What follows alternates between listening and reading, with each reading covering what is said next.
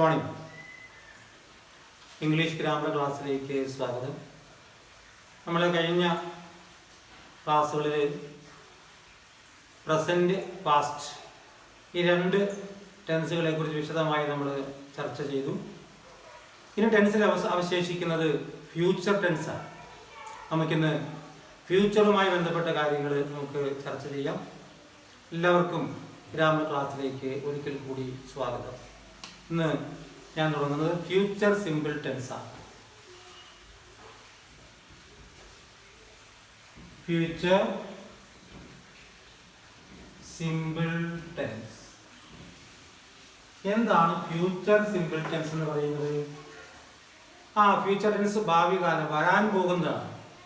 Yet to come, വരാനിരിക്കുന്ന കാര്യങ്ങളെ കുറിച്ചാണ് നമ്മൾ ഭാവി കാലത്ത് പറയുക. അപ്പോൾ ഫ്യൂച്ചറിൽ ഒന്നാമത്തെ ഫ്യൂച്ചർ സിമ്പിൾ ടെൻസ് എന്ന് പറയുന്നത് future simple tense expresses an action will come in future. ഭാവിയിൽ, ഫ്യൂച്ചറിൽ ഒരു പ്രവൃത്തി നടക്കും എന്ന് കാണിക്കുന്നതാണ് ഫ്യൂച്ചർ സിമ്പിൾ ടെൻസ് എന്ന് പറയുക. നേരത്തെ പറഞ്ഞു, പഠിക്കുന്നു എന്ന് പറഞ്ഞാൽ പ്രസന്റ് സിമ്പിൾ, പഠിച്ചു എന്ന് പറഞ്ഞാൽ അത് പാസ്റ്റ് സിമ്പിൾ, പഠിക്കും എന്ന് പറഞ്ഞാൽ അത് ഫ്യൂച്ചർ സിമ്പിൾ ആണ്. അപ്പോൾ ഒരു പ്രവൃത്തി നടക്കുമെന്ന് കാണിക്കുന്നതാണ് ഫ്യൂച്ചർ സിമ്പിൾ ടെൻസ് എന്ന് പറയുക. ഇതിന്റെ form of verb,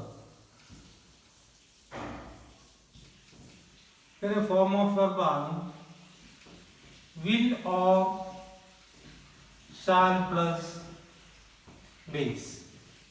will or shall plus base form ആണ് ഫ്യൂച്ചർ സിമ്പിൾ ടെൻസ് എന്ന് പറയാം. ഫ്യൂച്ചറിൽ എപ്പോഴും ഉണ്ടാവുന്നതാണ് will അല്ലെങ്കിൽ shall. എപ്പോഴാണ് will ചേർക്കുക, എപ്പോഴാണ് shall ചേർക്കുക? shall വിത്ത് ഫസ്റ്റ് പേഴ്സൺ, അതായത് ഐ വി. സിമ്പിൾ ഫ്യൂച്ചറിറ്റിയെ കാണിക്കാൻ, സിമ്പിൾ ഫ്യൂച്ചറിറ്റിയെ കാണിക്കാൻ ഫസ്റ്റ് പേഴ്സണോട് കൂടി എപ്പോഴും ചേർക്കുന്നത് ഏതാ? ഷാൽ ചേർക്കും. ഫസ്റ്റ് പേഴ്സണോട് കൂടി ഷാൽ ചേർക്കും. വില് ചേർക്കുന്നത് with second and third person. Second and third person പറഞ്ഞാൽ സെക്കൻഡ് പേഴ്സൺ ആയിട്ടുള്ള യു, തേർഡ് പേഴ്സൺ ആയിട്ടുള്ള ഹി, ഷീ, ഇറ്റ്, ദേ, നെയ്. ഇത് വന്നാലൊക്കെ നമ്മൾ ചേർക്കുക വില്ല. നോക്കുക, ഐ വന്നാൽ ഐ ഷാൽ, വി ആണെങ്കിൽ വി ഷാൽ. ബാക്കിയുള്ള you will, he will, she will, it will, they will എന്ന് ചേർക്കും. അപ്പോൾ മറന്നു പോകരുത്, shall with first person and will with second and third person. പക്ഷെ നിങ്ങൾ ചിലപ്പോൾ നിങ്ങൾ പഠിക്കുന്ന പാഠഭാഗത്തൊക്കെ ഈ ഫസ്റ്റ് പേഴ്സന്റെ കൂടെ വില്ല് ചേർത്ത് കണ്ടിട്ടുണ്ടാകും. ഐ വിൽ അല്ലെങ്കിൽ വി വിൽ എന്ന് ചേർത്ത് കണ്ടിട്ടുണ്ടാകും. അപ്പോൾ ഞാൻ പറഞ്ഞു, നിങ്ങൾ ഫസ്റ്റ് പേഴ്സന്റെ കൂട്ടത്തിൽ ഷാലാണ് ചേർക്കുക. ഇപ്പോൾ ടെക്സ്റ്റ് ബുക്കിലൊക്കെ നിങ്ങൾ വില്ല് ചേർത്ത് കാണുന്നുണ്ടാവും. അതെങ്ങനെയാണ് ശരിയാവുക? ഞാൻ പറഞ്ഞത് സിമ്പിൾ ഫ്യൂച്ചറിറ്റിയെ കാണിക്കാൻ, അഥവാ സിമ്പിൾ ഫ്യൂച്ചറിനെ കാണിക്കാൻ ഫസ്റ്റ് പേഴ്സണോട് കൂടി ഷാൽ മാത്രമേ ചേർക്കൂ. വില്ല് ചേർക്കും, അത് ഭാവി കാലത്തെ സൂചിപ്പിക്കാനല്ല. പിന്നെന്തിനാ വില്ല് ചേർക്കാം? ഒരു പ്രോമിസ്. എന്താ പ്രോമിസ് പറഞ്ഞാൽ? ഒരു വാഗ്ദാനം. ഒരു പ്രോമിസിനെ കാണിക്കാൻ നമുക്ക് ഫസ്റ്റ് പേഴ്സന്റെ കൂടെ വില്ല് ചേർക്കാം. I will help you. I will help you എന്ന് പറഞ്ഞാൽ ഞാൻ നാളെ നിന്നെ സഹായിക്കുന്നല്ല, അതൊരു പ്രോമിസാണ്. അതുപോലെ ഒരു ത്രെറ്റ്, ഒരു ഭീഷണിയെ കാണിക്കാൻ ഫസ്റ്റ് പേഴ്സന്റെ കൂട്ടത്തിൽ വില്ല് ചേർക്കാം. For example, I will teach you A lesson. I will teach you A lesson എന്ന് പറഞ്ഞാൽ അർത്ഥം എന്താ? ഞാൻ നിന്നെ ഒരു പാഠം പഠിപ്പിക്കും എന്ന് പറഞ്ഞാൽ നാളെ നിന്നെ പാഠം പഠിപ്പിച്ചു തരാന്നല്ല. പിന്നെയോ അതൊരു ഭീഷണിയാണ്. നിന്നെ ഒരു പാഠം ഞാൻ പഠിപ്പിക്കും. I will teach you A lesson. ഒരു ഡിറ്റർമിനേഷൻ, ഒരു നിശ്ചയദാർഢ്യം, അതിനെ കാണിക്കാൻ നമുക്ക് എന്ത് ചേർക്കാം? ഫസ്റ്റ് പേഴ്സൻ്റെ കൊടുത്ത് വിൽ ചേർക്കാം. I will Mari U. ഇതൊന്നും ഭാവി കാലത്തെ സൂചിപ്പിക്കുന്നതല്ല. അപ്പോൾ സിമ്പിൾ ഫ്യൂച്ചറിറ്റിയെ കാണിക്കാൻ ഫസ്റ്റ് പേഴ്സൻ്റെ കൂടെ എന്താ ചേർക്കുള്ളൂ? Shall, I shall, we shall എന്ന് ചേർക്കുള്ളൂ. അത് ഓർത്തിരിക്കുക. സെക്കൻഡ് ആൻഡ് തേർഡ് പേഴ്സൻ്റെ കൂടെ നമ്മൾ എന്ത് ചേർക്കാം? വിൽ ചേർക്കും. ഇനി ഇതിലെ ചില ടൈം വേർഡ്സ് ഉണ്ട്. ഫ്യൂച്ചർ സിമ്പിൾ ടെൻസിൽ വരുന്ന ചില ടൈം വേർഡ്സ് എന്തൊക്കെയാ? ഫ്യൂച്ചർ സിമ്പിളിലെ ടൈം വേർഡ്സ് എന്ന് പറയുന്നത് time words tomorrow, next day, next week, next month, next year, soon. ഇതൊക്കെ ഫ്യൂച്ചർ സിമ്പിളിനെ കാണിക്കുന്ന ടൈം വേർഡ്സ്. ഏതൊക്കെ?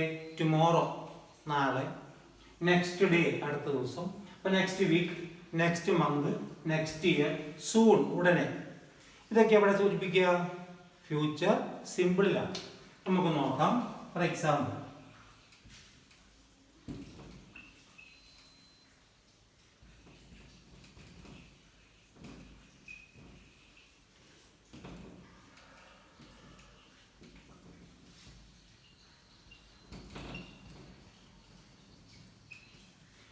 my neighbor come here tomorrow. My neighbor come here tomorrow. ഇവിടെ കൊടുത്തിട്ടുള്ള ടൈം പീരീഡ് ഏതാണ്? ടുമോറോ. ടുമോറോ എന്നുള്ളത് നാളെ വരാൻ പോകുന്നതാണ്, ഭാവികാലമാണ്. അതുകൊണ്ട് നമുക്ക് എന്ത് ചേർക്കണം? ഇതിൻ്റെ കൂടെ വിൽ ഓർ ഷാൽ ചേർക്കണം. ഇവിടെ നോക്കിയേ, ഞാൻ പറഞ്ഞു എപ്പോഴാണ് ഷാൽ ചേർക്കുക? ഫസ്റ്റ് പേഴ്സൺ ഐ വി വന്നാല. ഇവിടെ വന്നിരിക്കുന്ന ആരാ? My neighbour. അത് തേർഡ് പേഴ്സൺ ആണ്. അതുകൊണ്ട് നമുക്ക് എന്ത് പറയാം? My neighbour will come here tomorrow. My neighbour will come here tomorrow. അപ്പോൾ എൻ്റെ നൈബർ നാളെ ഇവിടെ വരും. My neighbor will come here tomorrow. വേറെ നോക്കാം.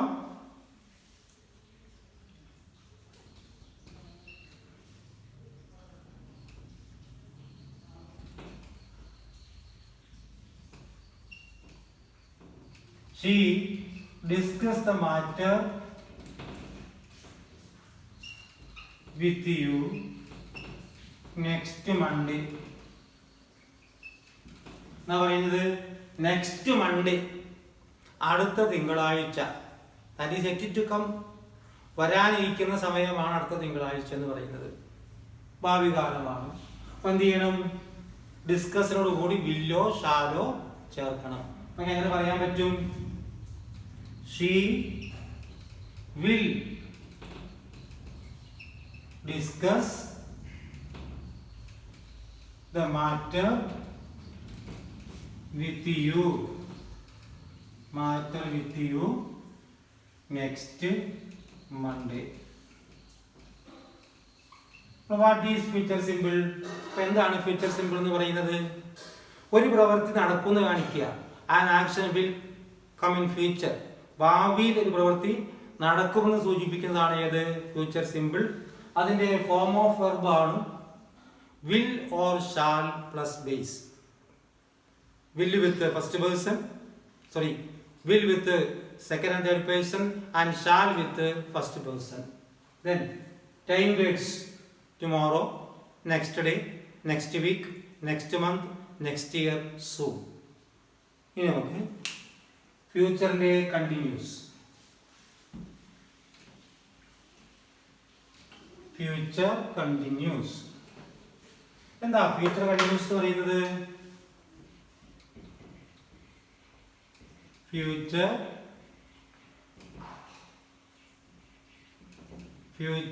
Continuous tense.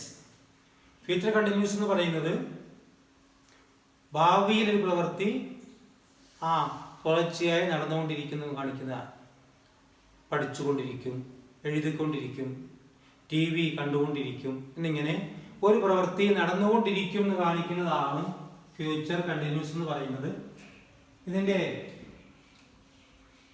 Form of verb എന്ന് പറയുന്നതാണ് will or shall plus B plus ing. Will or shall plus B plus ing ആണ് ഫ്യൂച്ചർ കണ്ടിന്യൂസ് എന്ന് പറയുക. നമ്മൾ നേരത്തെ പറഞ്ഞു shall with first person, will with second and third person, then be plus ing. For example, I shall be reading tomorrow. I shall be reading tomorrow. ഞാൻ നാളെ വായിച്ചുകൊണ്ടിരിക്കും.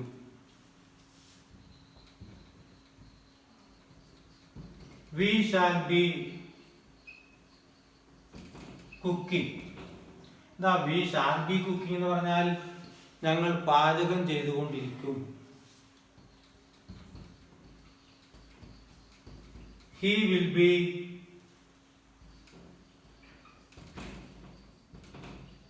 painting. അവൻ paint ചെയ്തുകൊണ്ടിരിക്കും. ഇങ്ങനെ ഭാവിയിൽ പ്രവൃത്തി ചെയ്തുകൊണ്ടിരിക്കും എന്ന് കാണിക്കുന്നതാണ് ഫ്യൂച്ചർ കണ്ടിന്യൂസ്. അതിന്റെ form of verb will or shall plus B plus ing participle ആണ്. അത് ഓർത്തിരിക്കുക. ഫ്യൂച്ചറിന്റെ മൂന്നാമത്തത്, അത് അല്പം കൂടി ഇമ്പോർട്ടൻ്റ് ആയിട്ടുള്ള ഒന്നാണ് future perfect.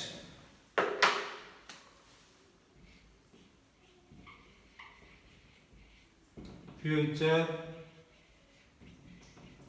Perfect tense. Future perfect എന്താണ് ഫ്യൂച്ചർ പെർഫെക്റ്റ് എന്ന് പറയുന്നത്? An action will have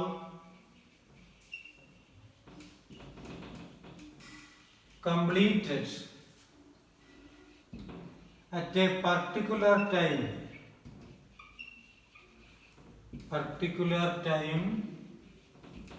in future. എന്ന് പറഞ്ഞാൽ ഭാവിയിൽ ഒരു പർട്ടിക്കുലർ ടൈം, ഒരു പ്രത്യേക സമയത്തിനുള്ളിൽ ഒരു പ്രവൃത്തി പൂർത്തിയായിട്ടുണ്ടാകും എന്ന് കാണിക്കുന്നതാണ് ഫ്യൂച്ചർ പെർഫെക്റ്റ് ടെൻസ് എന്ന് പറയുക. സാധാരണ രീതിയിൽ മാർച്ച് 31 നിങ്ങളുടെ പരീക്ഷയൊക്കെ പൂർത്തിയാവും. സാധാരണ ഈ വർഷം കൊറോണയൊക്കെ ആയിട്ട് അങ്ങനെ പോയതല്ലേ. സാധാരണ എങ്ങനെ സംഭവിക്കുക? മാർച്ച് 31 മുമ്പ് SSLC പരീക്ഷയൊക്കെ കഴിയും. നമുക്ക് പറയാം SSLC പരീക്ഷ മാർച്ച് 31 പൂർത്തിയായിട്ടുണ്ടാവും. അതായത് ഭാവിയിൽ ഒരു കൃത്യസമയത്തിനുള്ളിൽ പ്രവൃത്തി പൂർത്തിയായിട്ടുണ്ടാവും എന്ന് കാണിക്കുക. നമ്മൾ പറയാറില്ലേ, സർക്കാരൊക്കെ പറയാറില്ലേ, ഡിസംബർ അവസാനിക്കുന്നതോടുകൂടി റോഡെല്ലാം റിപ്പയർ ചെയ്തിട്ടുണ്ടാവും, 2 വർഷത്തിനുള്ളിൽ എല്ലാ വീടും പൂർത്തിയായിട്ടുണ്ടാവും എന്നൊക്കെ പറയാറില്ലേ. അതൊക്കെ എന്താ? ഭാവിയിൽ ഒരു കൃത്യമായൊരു സമയം പറഞ്ഞിട്ട് ആ സമയത്തിനുള്ളിൽ ഒരു പ്രവൃത്തി പൂർത്തിയായിട്ടുണ്ടാകും എന്ന് കാണിക്കുന്നതാണ് ഫ്യൂച്ചർ പെർഫെക്റ്റ് ടെൻസ് എന്ന് പറയുക. ഇതിന്റെ form of verb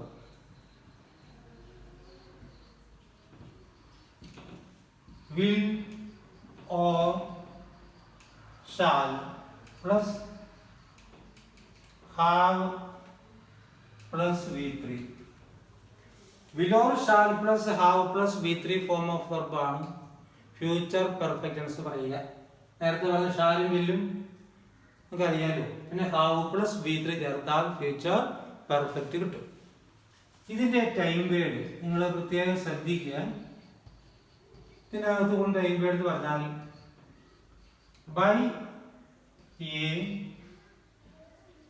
by plus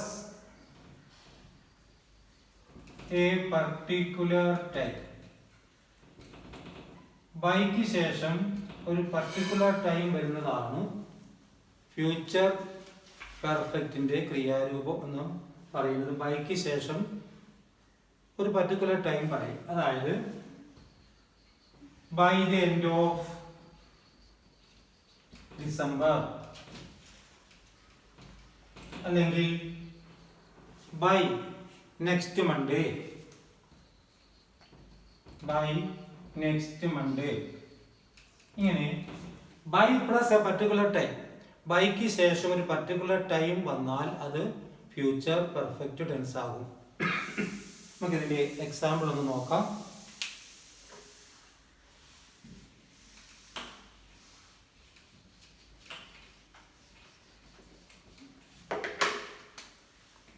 Example, the PWD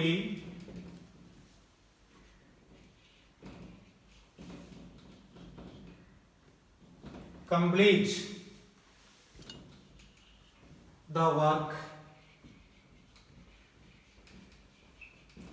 by the end of December. Okay. The PWD bracket complete the work by the end of December. അപ്പോൾ നോക്കുക, by the end of December എന്ന പ്രയോഗം കൊടുത്തിട്ടുണ്ട്. By the end of December ഇത് സൂചിപ്പിക്കുക future പെർഫെക്റ്റിനെയാണ്. അപ്പൊ എന്ത് ചെയ്യണം? ബ്രാക്കറ്റ് കൊടുത്ത് ക്രിയയുടെ future perfect form will or shall plus have plus V3. നമുക്ക് എങ്ങനെ പറയാം? The PWD will have completed the work by the end of December. By the end of December. ഇതാണ് ഫ്യൂച്ചർ പെർഫെക്റ്റ് എന്ന് പറയുക. എന്താ ഫ്യൂച്ചർ പെർഫെക്റ്റ് എന്ന് പറഞ്ഞാൽ? ഭാവിയിൽ ഒരു കൃത്യസമയത്തിനുള്ളിൽ പ്രവൃത്തി പൂർത്തിയായിട്ടുണ്ടാകും എന്ന് കാണിക്കുന്നതാണ് ഫ്യൂച്ചർ പെർഫെക്റ്റ് ടെൻസ്. അതിന്റെ ഫോം ഓഫ് വെർബ് ആണ് will or shall plus have plus V3. അതിലുള്ള ടൈമുകളാണ് by plus a particular time. വേറെ എക്സാമ്പിൾ നോക്കാം.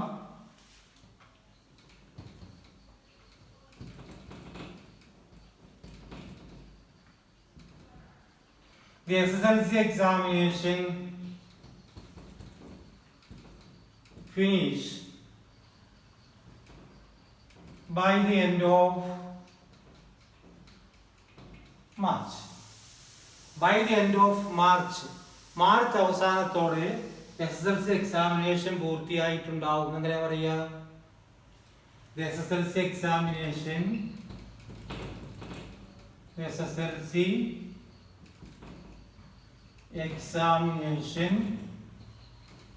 will have ഫിനിഷിന്റെ V3 ആണ് finished by the end of March. By the end of March. മനസ്സിലായല്ലോ? ഇനി ഫ്യൂച്ചറിൽ ഒരു ടെൻസ് കൂടിയാണ് ബാക്കിയുള്ളത്. അതിന്റെ പേര് മാത്രം നിങ്ങൾ ഓർത്തിരുന്നാൽ മതി. അത് സാധാരണ ഉപയോഗിക്കുന്നത് ടെൻസ് അല്ല. 12 ഫോം ഉള്ളതിൽ 12ാമത്തെ ഫോമാണത്. അതിന്റെ പേര് ഓർത്തിരിക്കുക, ഫ്യൂച്ചർ പെർഫെക്റ്റ് കണ്ടിന്യൂസ്. നമ്മൾ സാധാരണ ഒരിടത്ത് ഉപയോഗിക്കുന്നില്ല. അതിന്റെ ഫോം ഉണ്ട് will or shall plus have plus been plus ING. നീണ്ട ക്രിയയാണ്. ഇതെന്താണ് ഉപയോഗിക്കാത്തത്? ഭാവിയിൽ പ്രവൃത്തി തുടർച്ചയായി നടന്നുകൊണ്ടിരിക്കുന്നുണ്ടാവും എന്ന് കാണിക്കുന്നതാണ്. പാട്ട് പാടുകയാണെങ്കിലോ പാടിക്കൊണ്ടേയിരിക്കുന്നുണ്ടാവും. ഭക്ഷണം കഴിക്കുകയാണെങ്കിലോ തിന്നുകൊണ്ടേയിരിക്കുന്നുണ്ടാവും. നമുക്ക് അങ്ങനെ എക്സ്പെക്ട് ചെയ്യാൻ പോലും കഴിയാത്തൊരു കാര്യമായതുകൊണ്ട് നമ്മൾ ഈ സാധാരണ ആ ടെൻസ് ഉപയോഗിക്കുന്നില്ല. നിങ്ങൾ ഓർത്തിരിക്കുക, ഇംഗ്ലീഷ് ആക്റ്റീവ് വോയിസിൽ നമുക്ക് 12 ടെൻസുകളാണുള്ളത്. അതായത് പ്രസന്റിന്റെ 4, പാസ്റ്റിന്റെ 4, ഫ്യൂച്ചറിൽ 4. ഇങ്ങനെ 12 രൂപങ്ങൾ. ഏതൊരു ക്രിയ എടുത്താലും അതിന് 12 രൂപങ്ങൾ ഉണ്ടാകും. അതാണ് നമുക്ക് പഠിക്കാനുള്ളത്. നമുക്ക് അടുത്ത ക്ലാസ്സിൽ ഈ 12 രൂപങ്ങൾ, ഓരോ ക്രിയയുടെയും 12 രൂപങ്ങൾ ഏതൊക്കെയാണ് എന്ന് നമുക്ക് നോക്കി പഠിക്കാം. ഇത് ആക്റ്റീവ് വോയിസിലാണ് ഈ 12 രൂപങ്ങളുള്ളത്. പാസീവിലാവുമ്പോൾ 9 രൂപങ്ങളാണ്. അങ്ങനെ ആകെ ഒരു ക്രിയയ്ക്ക് 21 രൂപങ്ങൾ ഉണ്ടാവും. ഈ 21 രൂപങ്ങൾ പഠിക്കുമ്പോഴാണ് നിങ്ങൾ ടെൻസ് പഠിച്ചു എന്ന് നമുക്ക് പറയാനായിട്ട് പറ്റുള്ളൂ. അതുകൊണ്ട് ഇപ്പോൾ നമ്മൾ എടുത്തിട്ടുള്ള പ്രസൻറ്റ്, പാസ്റ്റ്, ഫ്യൂച്ചർ ഈ കാര്യങ്ങൾ നിങ്ങൾ വിശദമായി പഠിക്കുക. അടുത്ത ക്ലാസ്സിൽ നമുക്ക് കൂടുതൽ ഇതിൻ്റെ എക്സാമ്പിൾസ് പഠിക്കാം. തൽക്കാലം നമുക്ക് ഇവിടെ അവസാനിപ്പിക്കാം.